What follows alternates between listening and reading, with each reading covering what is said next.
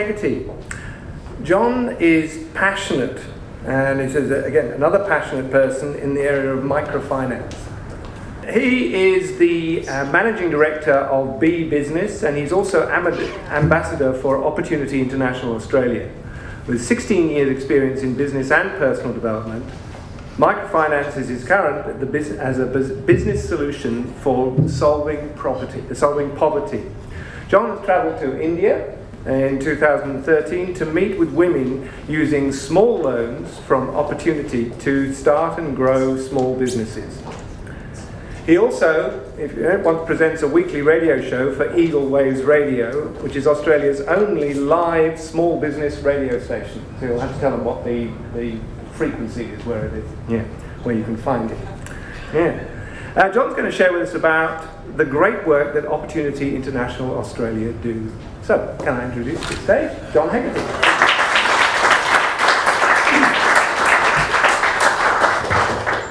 Good evening, and thank you so much for the opportunity to be here to speak to you all tonight. Congratulations, Michelle, on what you're doing, and very heartfelt thanks from Opportunity International for your generosity involving them in the publication of your book and sharing some of the proceeds with people who need it so very, very much. I think it's a champion effort, and I think it shows great leadership on your part too. I wanted to share my story with you about how I came to be involved with Opportunity a couple of years ago. And to do so, a little bit of background on myself. Chris gave you a bit of an idea. I'm a management consultant and a corporate advisor. And before you all start nodding off, I can see some creepy eyes as I mention those job titles. It's not all boring. It's actually a lot of good fun. What that basically means is that I spend a lot of time helping companies that want to do something significant in the area of starting, growing, funding, expanding, or exiting. And it means that one of my great passions in life is something that a lot of people probably find a bit boring, and that's business models. Business models get me really, really excited. Now, once upon a time, a few years ago, I was at an event hosted by PwC, and I found myself sitting next to a very interesting man named Steve Robertson, who at the time worked for Opportunity International Australia. And he gave me a bit of an insight into who they are and what they do, and I started to get very interested very, very quickly. Many of you probably may not know a great deal about Opportunity, and you may not know a great deal about what microfinance is, but it is, in my opinion, the single greatest answer to solving global poverty. The way it works is brilliant.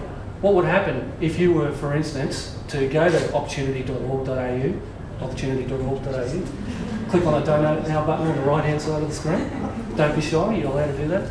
If you were to give them, say, $1,000, in comparison to what might happen if you were to give that money to many of the other charities out there. Opportunity recently won, a couple of years ago, the PwC Transparency Award. And what that means is that it's very clear to see what happens with your money when you give it to that organisation, essentially. When you give your money to many other charities, because of the level of marketing that they have to engage in to get the job done, more than half of it can sometimes be absorbed through administration and marketing.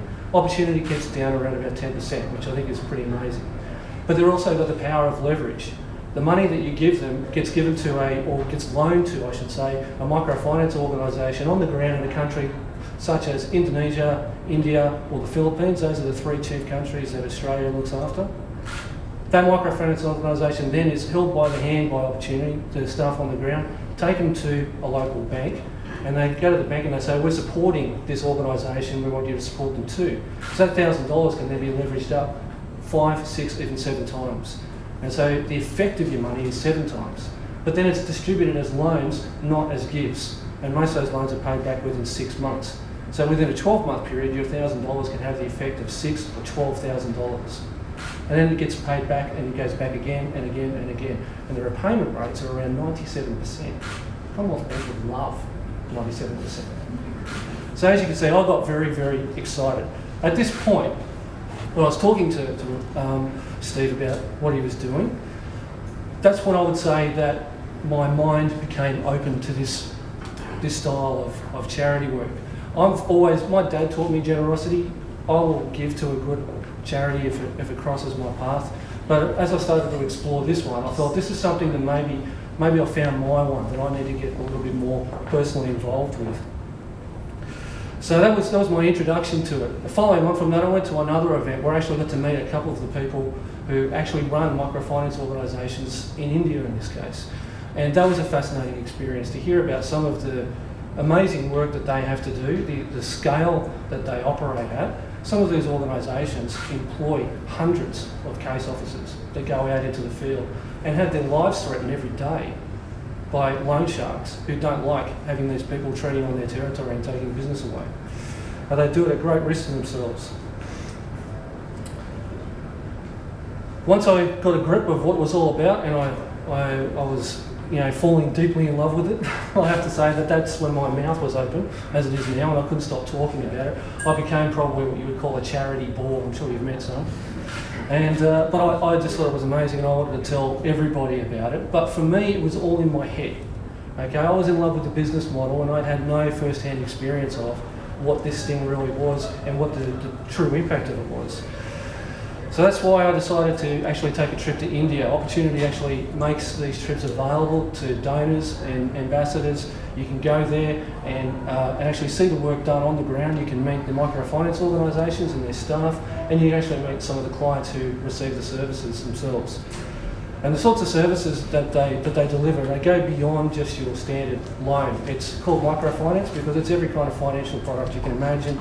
It can go as far as savings accounts, which for some people it's the first time they've had a savings account.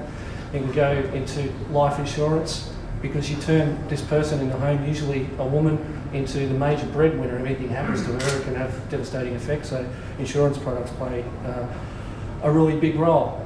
This was a massive eye-opening experience for me because there I was in Delhi. I don't know if you've been there before, but the poverty is everywhere. You can't escape it. I'm staying in a 6-star hotel. I haven't been in one of those before. I travel pretty good when I travel, but I've never been in a 6-star hotel before. And the poverty was literally outside my window and outside the front door. You just couldn't get away from it. And I thought that I was looking at the slums until they put us in the car the next day and drove us to the slums, the places where the tourists never go. And what I saw was appalling. Nobody should be made to live that way. It's just not right. I saw children playing on rubbish chips, surrounded by filthy water, sometimes their only source of water.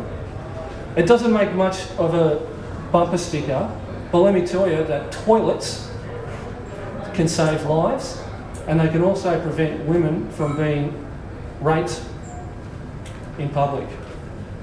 So I don't know if you heard this story, but what happens unfortunately is that a lot of people don't have toilets, and it's frowned upon for women to actually go in public, so they wait till the dark of night, and this obviously makes them very, very vulnerable.